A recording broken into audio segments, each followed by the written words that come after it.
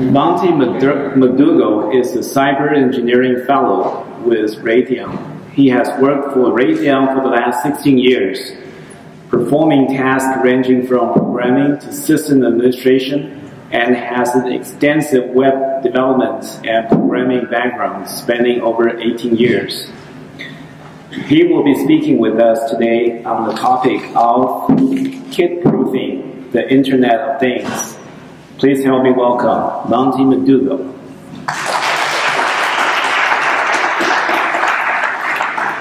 Okay. Well, thank you for staying if you were in my last talk, and thank you for coming if you're new to this talk. This talk is going to be a little more offbeat than the last one. My last presentation was more what I kind of do in my day job for work. This one's more about, kind of how you can turn those skills against your kids at home. So we'll talk about, how information security factors into the Internet of Things with your children. So one of the questions that, I thought I probably ought to address leading into this is, why, you might want to lock down your home networks. Well, obviously, there's the classical threats of malware, hackers, identity thieves, targeting your home systems and wanting to protect your data on your networks. But I would say probably almost as equally threatening as the advanced persistent threat from my last talk. But your kids on your networks are a huge threat vector, both from the internet as well as the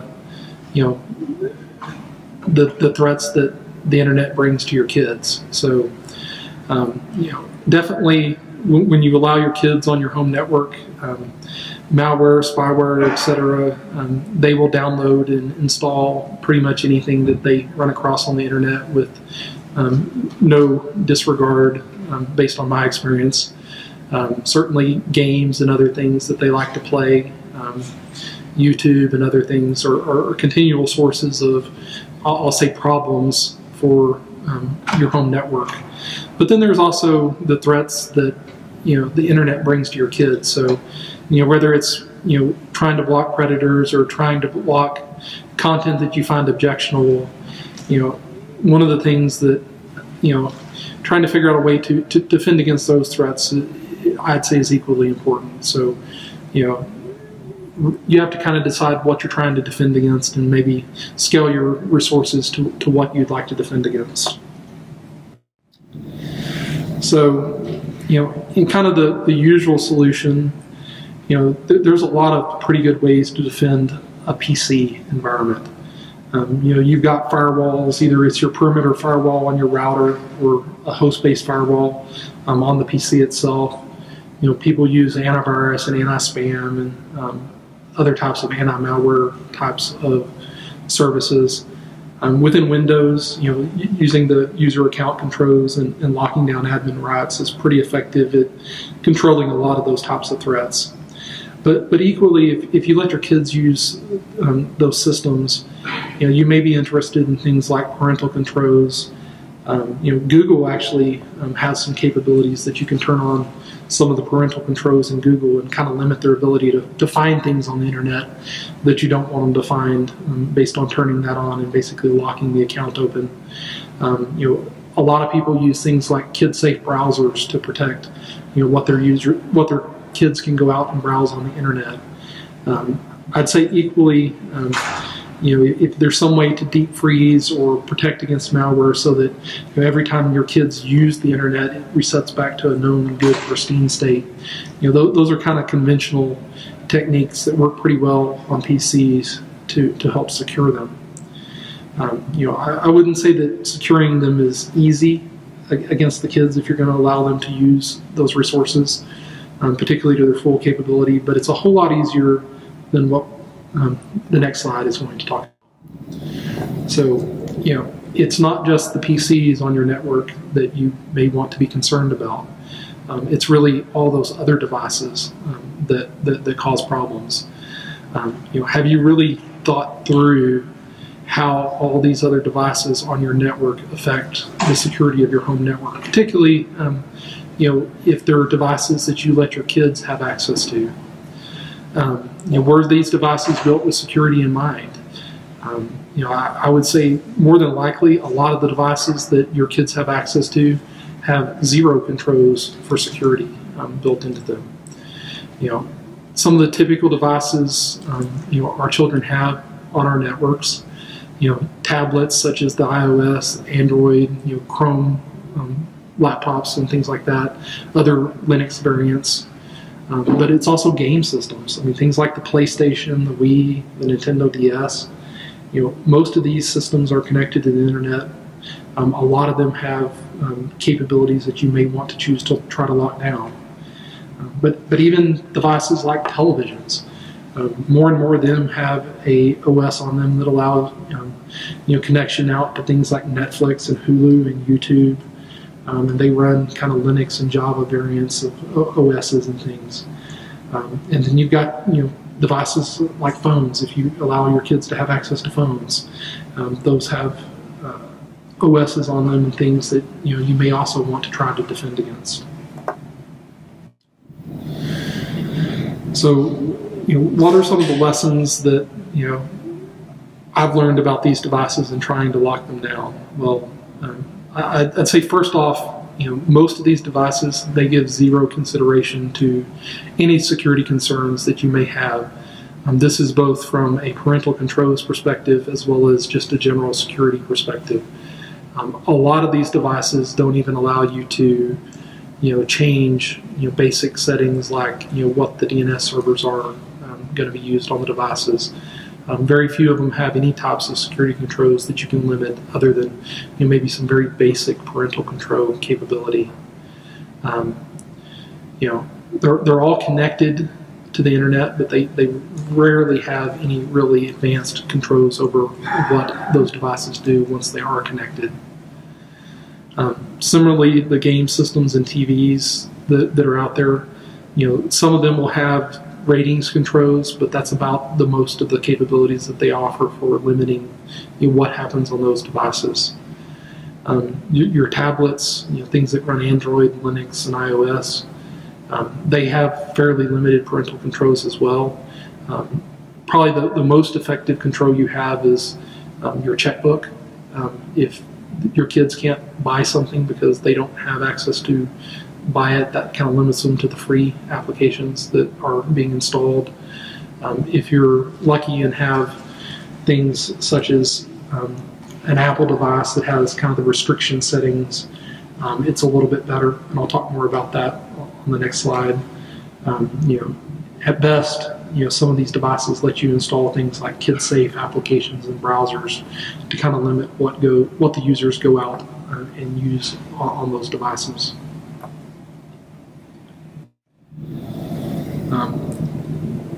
I'd like to talk a little bit about the Apple iOS. It's actually probably one of the better devices that I've seen for locking things down. If you've ever gone into your settings and looked at the restrictions capabilities, there's quite a few things that you can actually lock down in Apple. You can turn off Siri, you can turn off the ability to use a web browser, you can turn off a lot of the applications. You can set content ratings for different things that are installed. You can turn off the ability to install new apps. You can turn off the ability to delete applications. It's pretty good. There are some things that I think that they could do to improve that, but overall, it's probably one of the better devices that I've seen. If you're really serious about doing this on a broader scale, you can go through and click all these settings on every device on your network. Apple does have some administrative tools that you can download that lets you set a lot of these up and push a profile out to the devices.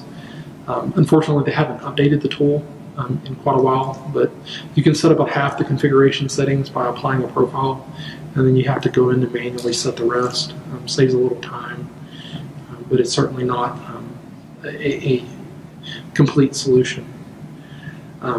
In terms of locking down these devices, some of the strategies that I've used, I think not letting the kids install and delete apps is really, really powerful. I will say that the kids don't really like that, but it's probably the best thing that you can do if you want to control what gets installed on those devices. In my case, I also wanted to disable iCloud messages, so turning those capabilities off works pretty well. There are some tricks to doing that. If you want to effectively turn it off, you kind of need to not set the iCloud credentials at all, because things like email and other things are effectively disabled if you turn off iCloud and you set the restrictions. But if you ever set that up, then it's a lot harder to turn it off. Taking out applications that I would say are kind of problematic for a lot of children, things like Safari and YouTube, you can take those off of the device and make it a lot safer. If you still want them to have access to the internet but want it to be filtered, installing kind of a kid-safe browser is a pretty good solution. There's several of them for the Apple iOS. Some of them are better than others, but I played with several of them over the years. And then again, turning on kind of that Google parental controls is something that you can do to further limit what they can do on those browsers. If you're really adventurous, you can go hack the iOS and take over the device, and that gives you options to install different and more powerful solutions to limit what those devices do. A lot of those techniques also open backdoors into the devices, so it's kind of a double-edged sword. You have to be really careful if you're doing that with the devices. Well, I guess when you start looking at all the devices on your network, one of the things that I think is really important is trying to look at what's common among the devices. Yes?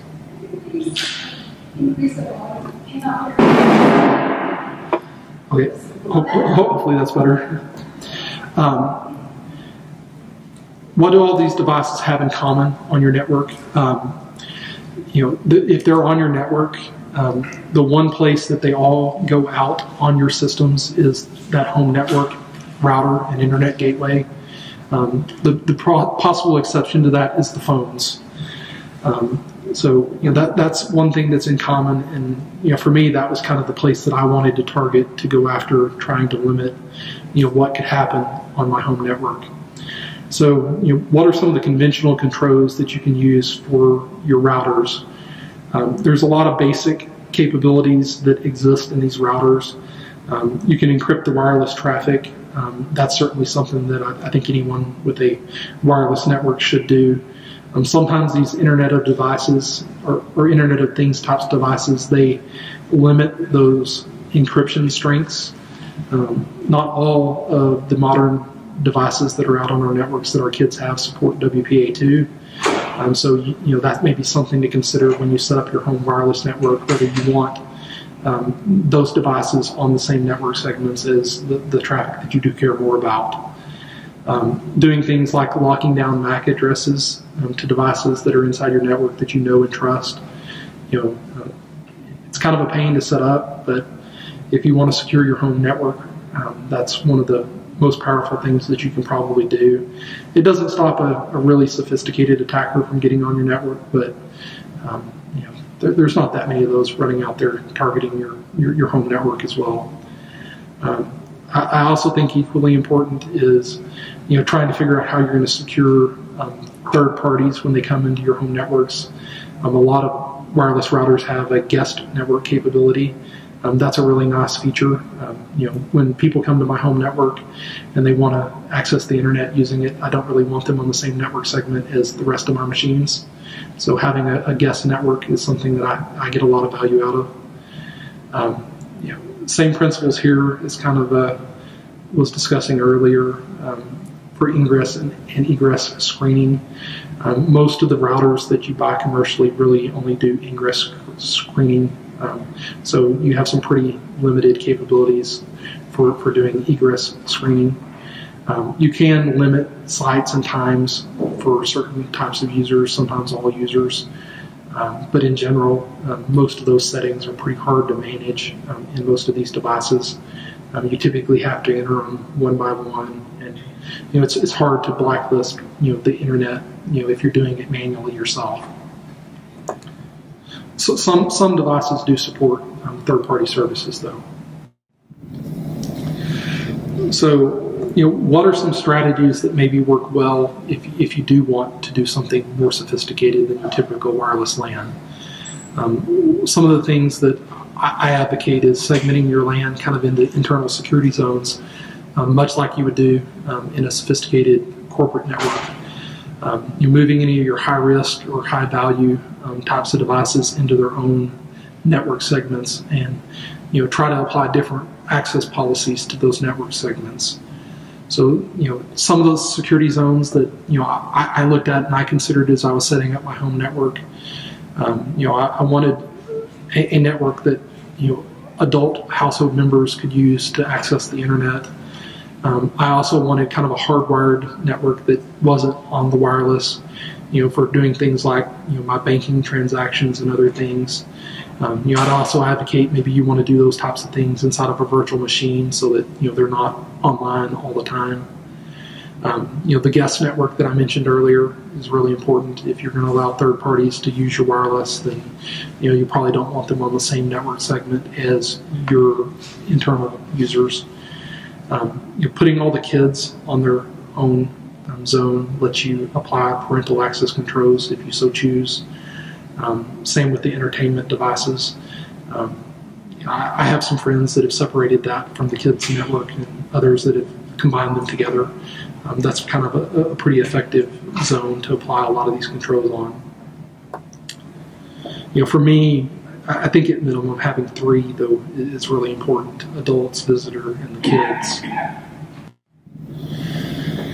So, one of the challenges in trying to set up a really sophisticated policy is trying to figure out how to implement these security zones and have these different policies with one router. Well, my solution is that maybe you need more than one router. I think having one router that is your perimeter router that controls access to your existing network is a good thing. Maybe you even want to turn the wireless off on that. And then having separate routers that are internal to that external router that then have different access controls. A lot of times I would advocate either leaving your existing router in place as that master router or just using the zones that it has for your adults and then moving your kids kind of into a more segmented LAN segment. One of the most effective tools that you can use for that is OpenDNS, and I'll talk more about that on the next slide, but it's a really powerful capability if you want to limit, particularly like what your kids can do on the internet. Again, if you leave an existing router in place, if it's got dual zones, such as a visitor network and a internal network, that works pretty well. Otherwise, you just want to consider adding a separate wireless router per zone that you want to create behind it. You can effectively just take the outbound port and plug that up to an internal port and let it use DHCP, and it pretty much sets itself up. So it's really pretty easy to manage, other than just setting up the wireless connections.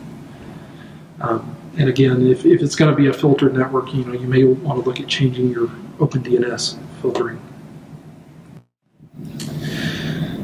So I talked a little bit about OpenDNS, but I think in general, how you filter your internet access control is a pretty difficult problem.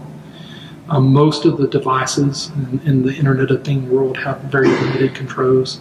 As I mentioned, the routers are marginally better. So it kind of left me to say, there's got to be a better way to do this.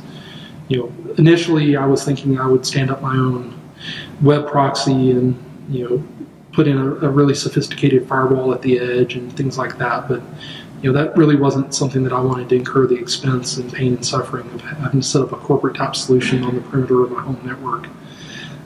But kind of the best thing that I found was OpenDNS. And it almost does everything that I'd like to do to secure my home network. So I'll talk a little bit about what it can do for you and what it can't. One of the things about DNS is if you control it, you pretty much control the internet.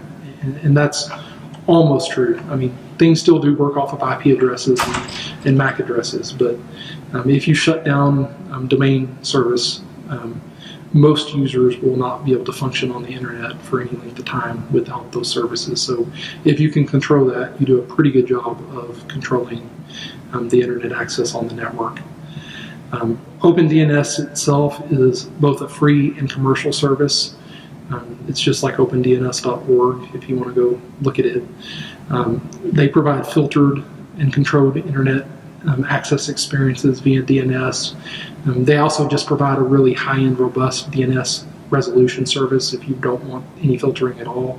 That's free as well. In terms of the things that are filtered that they provide, they have a free filtered service for parents that blocks a whole bunch of stock, bad sites. It's pretty effective. If you don't want to do any setup at all, you can just use the free service.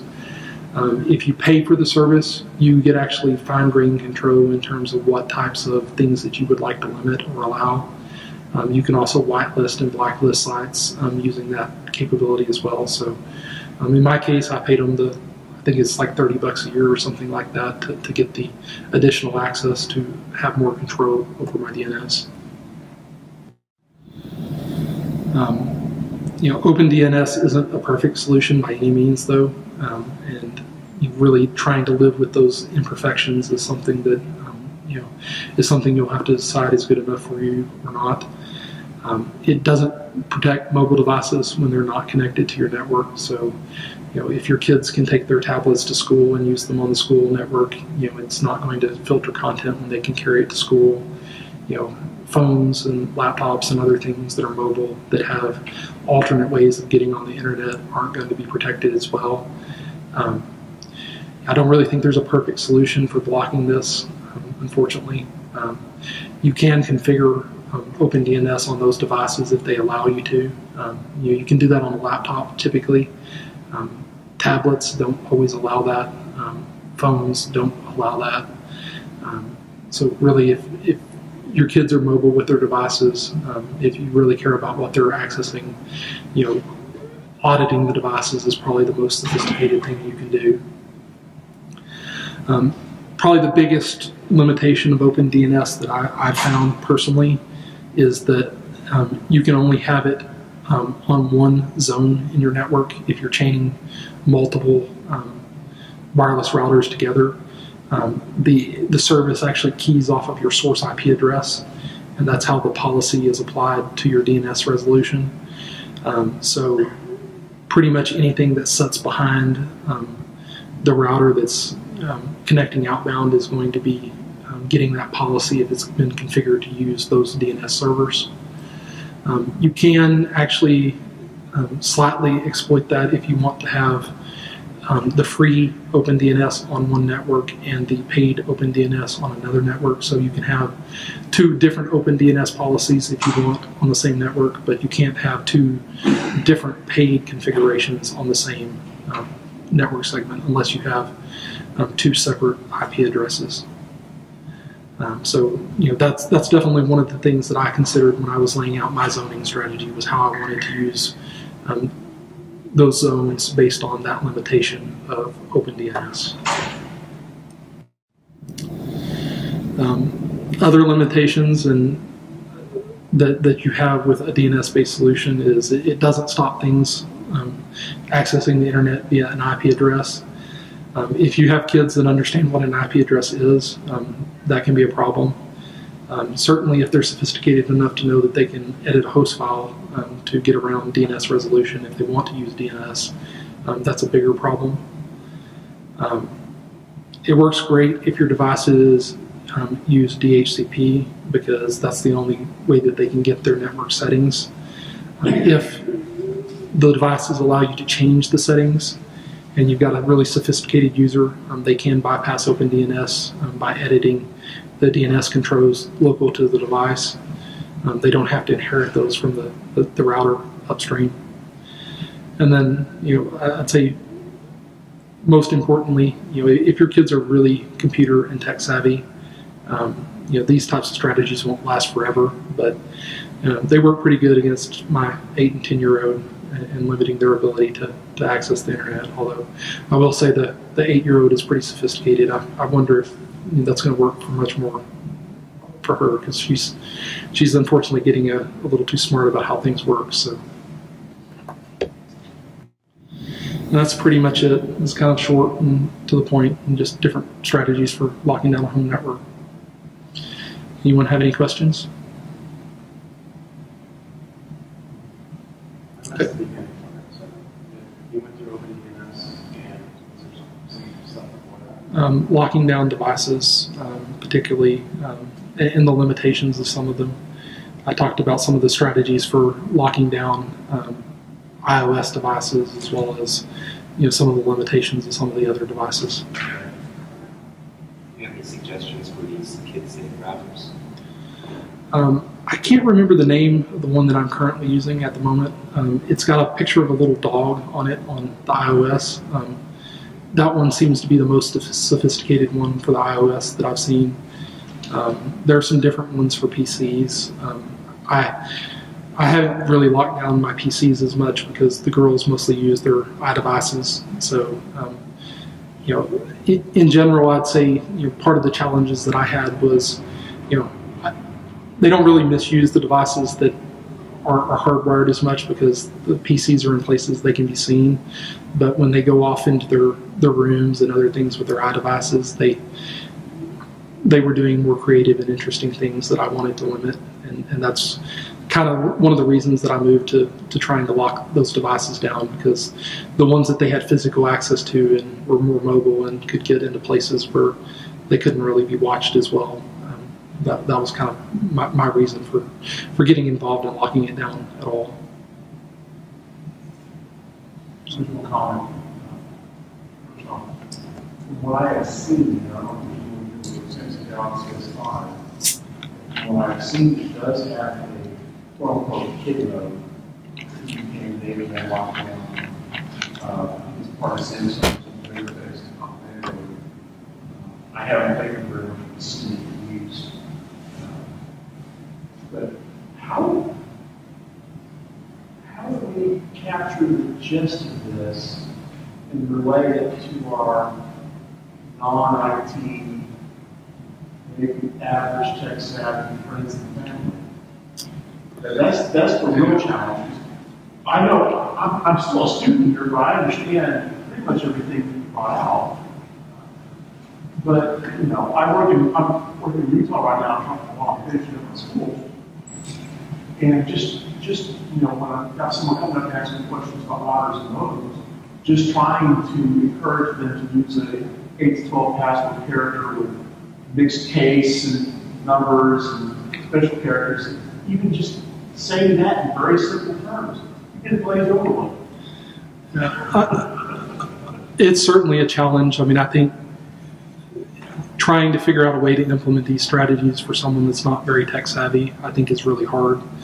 Honestly, the biggest reason that I decided to do this presentation was because I was having conversations with some of my coworkers that were having similar problems, and I was describing kind of what I'd done to lock things down, and a lot of them were interested in it, so I just decided to put together a presentation to kind of talk about some of the strategies that I did. But I think it's more relevant to a tech-savvy crowd than it is a non-tech savvy.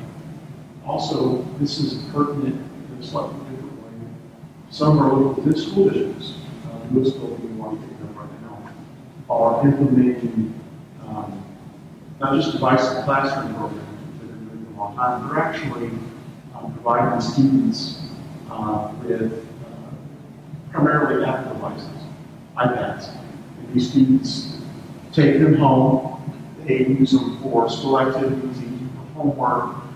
Louisville is talking about rolling all the way, he's talking about moving away from hard copy textbooks to all e-textbooks, and we're trying to learn materials on these tablets, and these children use these tablets from basically 4th grade on to graduation. And so right now, Louisville is dealing with these sorts of considerations from an IT point of view. They're more focused towards the blissful childlike ignorance or nativity, where they're having to try to find effective ways of managing and monitoring these devices along the network. Monitoring these devices when they're not on the network. They're talking about random device audits. But they're also trying to get parents involved, and this is, I think, probably the biggest challenge we've got. Trying to get parents involved in monitoring their children's activity on the devices. Because the child can be held accountable, and also to some extent parents, if they get into questionable content on these devices. So it's not just untaxed friends, in the social situation. There are entities dealing with this within our education system as well, trying to get parents involved and get them to do certain things that may be more secondhand, commonplace in IT. Yeah, I mean, it's a real challenge, I think, for the school systems that implement this. I won't say that I'm an expert in mobile device security, and certainly there are commercial alternatives to solutions that can do things like this. But the school that my daughters go to, they have pretty much a bring your own device policy, and it's a equal problem that they have, except for it's personally owned devices, which I think makes it even more challenging.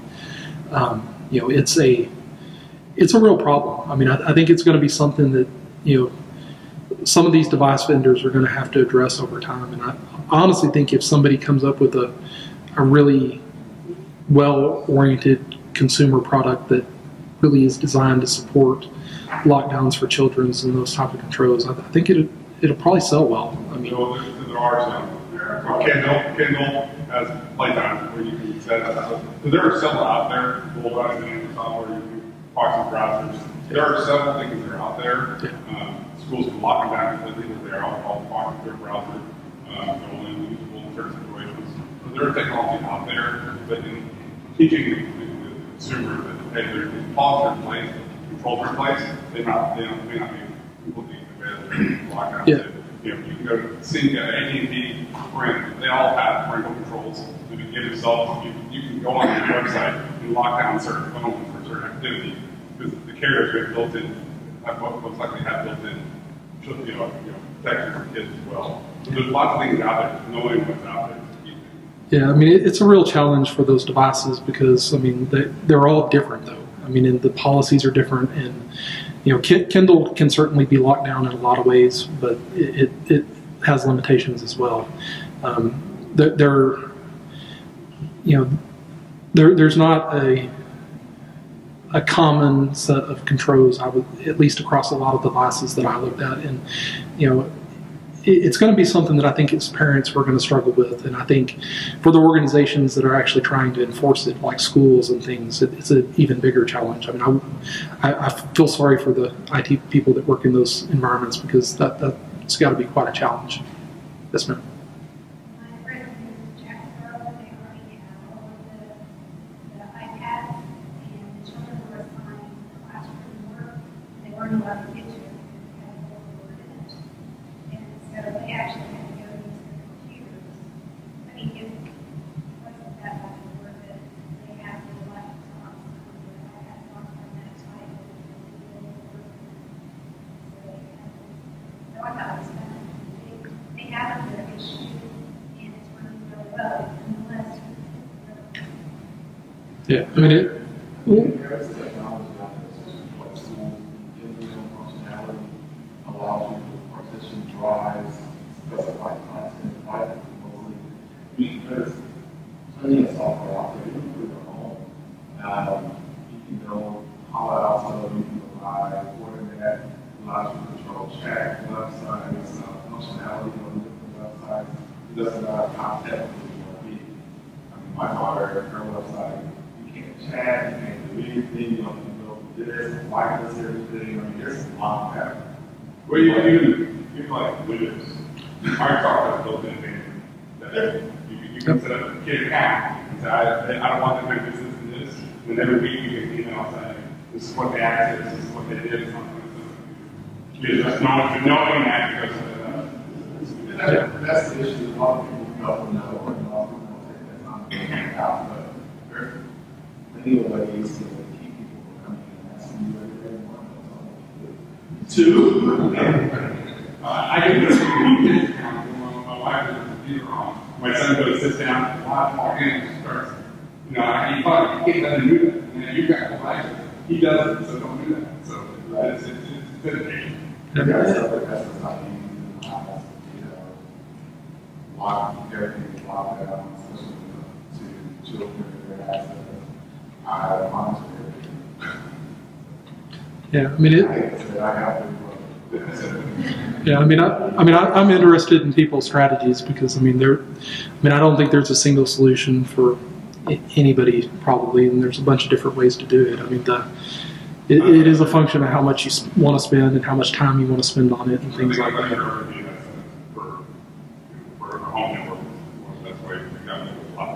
Yeah, I mean, that honestly was my biggest challenge, was because, I mean, when my youngest daughter figured out that she could bypass the internet controls I put on everything except for her DS, or with her Nintendo DS, I mean, that's what sent me to trying to find something that would work for a Nintendo DS. And, you know, really the only solution that I found that, you know, short of buying a really expensive firewall router that was doing screening at the network edge, you know, OpenDNS was a fairly cheap and easy solution for me. And I got a phone call from my sister saying, yeah, your nephew was watching objectionable material on his Xbox. How many of you guys think about securing Xbox? The game class video is game simple. Got internet, got access to internet, so just call me and support. Just like, I can monitor my computer. How do I monitor his Xbox? Yeah, I mean,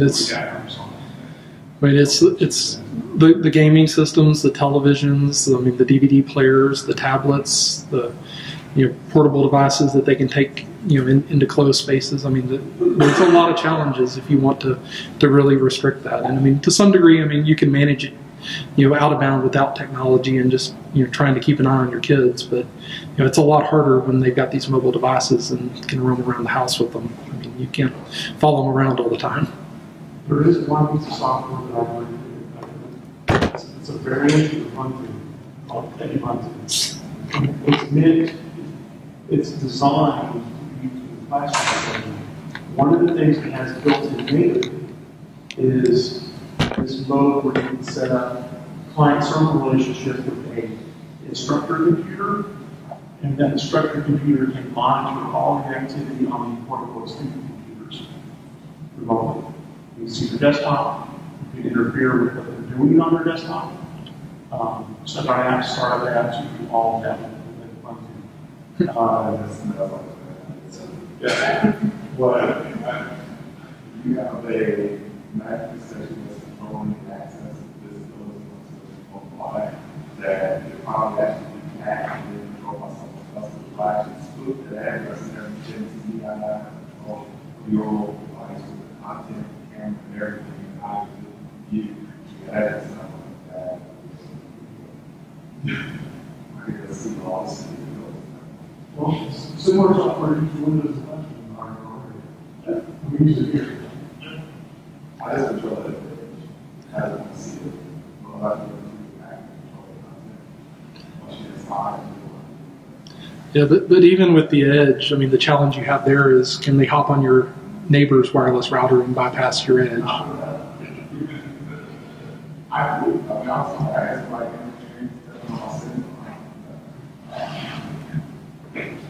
It's one of the best things you can do is educate kids. I have an older high school, and she goes to school. When I control that, she goes to school, and one of the kids in school, you know how to get around that control. So it's one of the best things you can do. You need to educate kids how to do various sites, download various materials, things like that. This is what I have. So there, these days in high school, kids know it. Yeah. No, and I mean, I don't think there's an easy technical solution to stop all these problems. I mean, I think some of it is, you know, parenting. Some of it is, you know, policing and auditing what they do. I mean, I have friends of mine that have children with phones that every night they're required to set them on the table, and they're all looked through every evening, pretty extensively. So there's things you can do with auditing, there's things you can do with parenting, but I mean, you'll never control everything on these devices. But like I say, this was my attempt at a fairly painless way of doing it, and I agree that it's not ready for a non-technical person to try to implement something like this. But I think a lot of technical people can implement things like this and have some success with these techniques. But it's not a silver bullet, and it's definitely not a absolute. Anyway, thank you for your time, and hope you all enjoyed it.